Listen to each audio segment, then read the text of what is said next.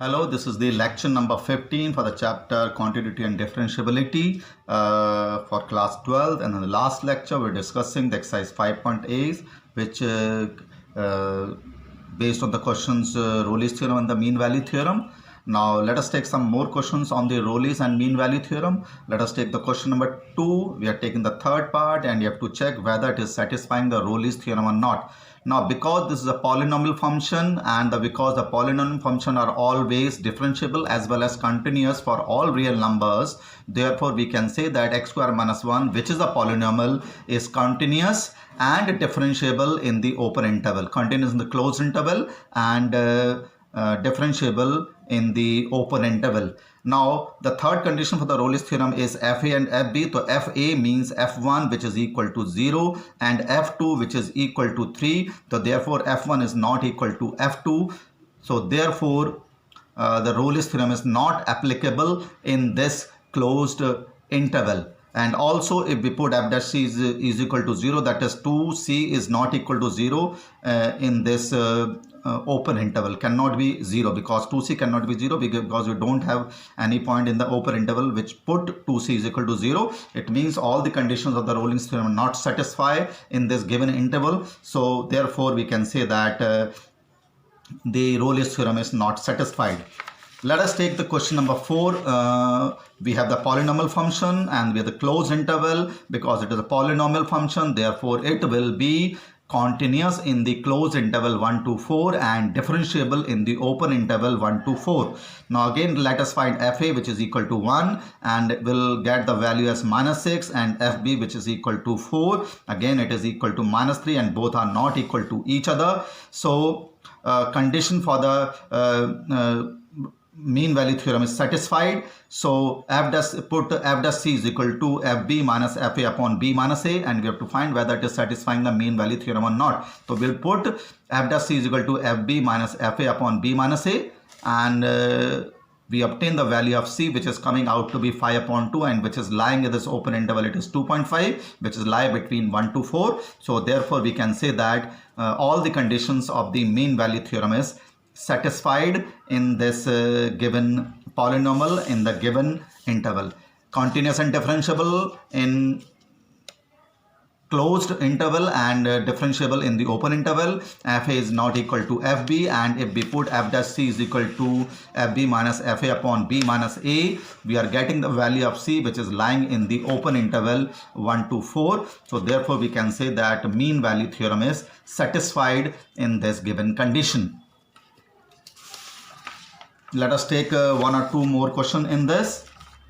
Let us take question number 5, and in this the polynomial again is there, and the closed interval is 1, 2, 3, and because it is a polynomial function, therefore it will be continuous in the closed interval 1 to 3 and differentiable in the open interval 1 to 3. Now because all the conditions of the mean value theorem is satisfied, so we can there exists a point in the C with the open interval 1 to 3 when f dash c is equal to fb minus fa upon b minus a, b is 3, a is 1, and by solving this we are getting the value of c as 1 and 7 upon 3, and one of the value of this c, that is 7 upon 3, is lying this in this open interval. So we can say that mean value theorem is satisfied in this given condition.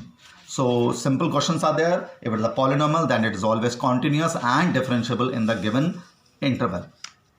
Now in question number 6, again we have a greatest integer value function. The sign is for greatest integer value function, and the interval is 5 to 9. Interval is 5 to 9, and we have to check the applicability of the mean value theorem in this interval. Now we know that the greatest integer value function is not differentiable at the for integers, and there are many integers from 5 to 9, that is 6, 7, 8 as well as 5 and 9. It is neither continuous nor differentiable at these integers or integral values in the given interval. So we can say that the function is not satisfying the mean value theorem. Same is the second part of this question number 6. Again we have the greatest integer value function, and the interval is -2 to 2, and the same condition is satisfied here. Let us take the third part. We have the polynomial and the interval is 1 to 2. Because it is a polynomial function, therefore it will be continuous as well as differentiable for all x belongs to this interval. So therefore it is continuous in the closed interval. This is a closed interval, and differentiable in the open interval. Now because all the conditions of the mean value theorem are satisfied, therefore there must exist at least one value of c in this open interval 1 to 2 such that f dash c is equal to fb minus fa upon b minus a, and by solving this equation we are getting c as minus 3 by 2, which does not belong in the interval open interval 1 to 2 because minus 1.5 does not lie in the open interval. So the mean value theorem is not satisfied here. So these are some questions based on the mean value theorem and Rolle's theorem in the exercise 5.8.